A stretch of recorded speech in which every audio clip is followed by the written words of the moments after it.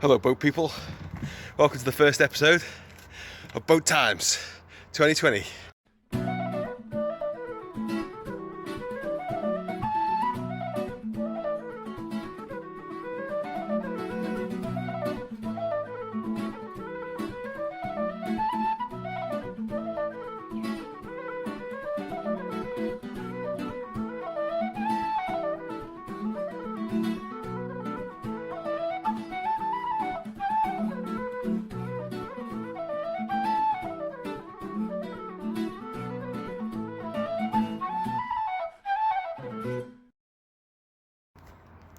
It's the 12th of January 2020. I am aboard the Malarkey in Malarkey dock, the old moored dock, the QWA headquarters up there.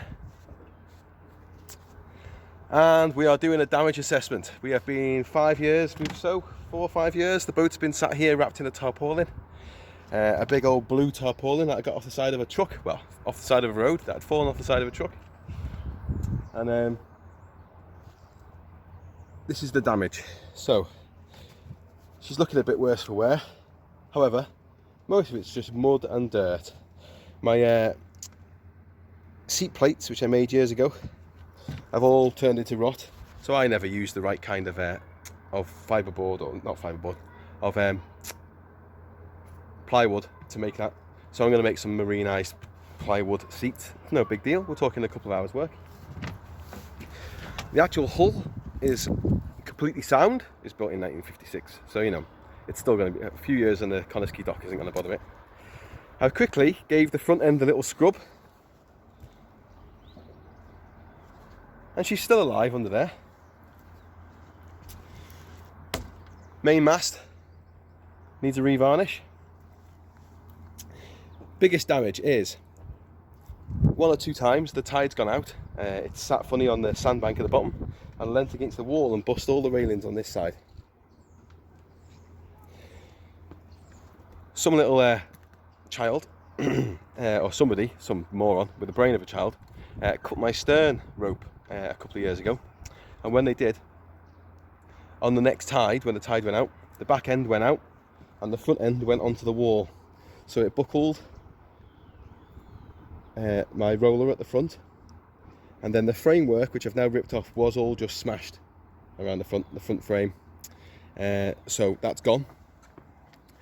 Fortunately, just across the dock there's an old vessel called the Rock, and the chap that owns that isn't using it. Obviously, it's old and dead. Has told me that I can have the rail off the front.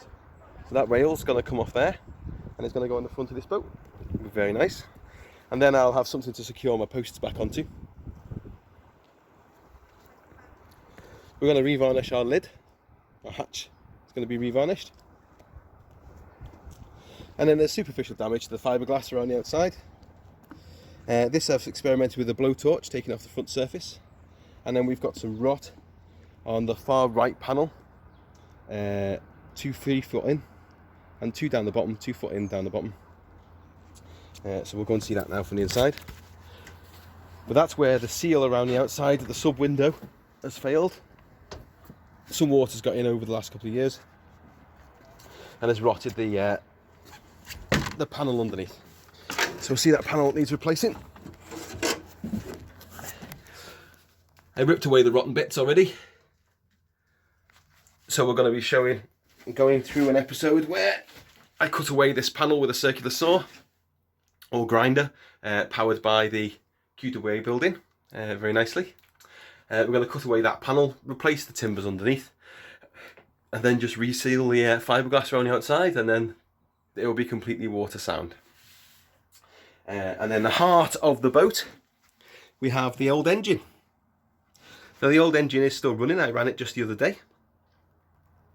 But I have a problem with the loom and electrical dyno starter. Now the electrical dyno starter is a big old fixed magnet motor, which has the ability to both work as a starter and as a generator, so an alternator and a starter for old engines. They're very hard to get hold of these days.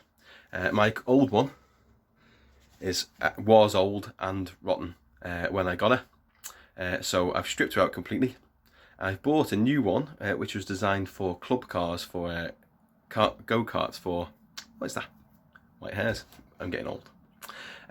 Which is for golf carts, which has got the same field windings and the same connections and things. Well, not the same connections, but it's got differently labelled connections. But it's got what's called a central aperture, and then 2 field winded coils are on the outside which generate a voltage when it's running. So anyway, it's an extremely high tide today. I've caught the tide perfectly.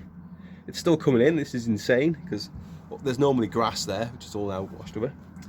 So we're going to boot up the engine and give her a little spin. Let's bring some life back.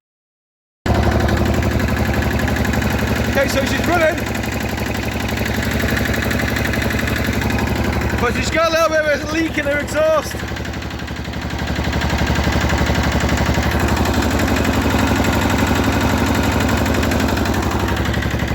So we're going to have to fix that too.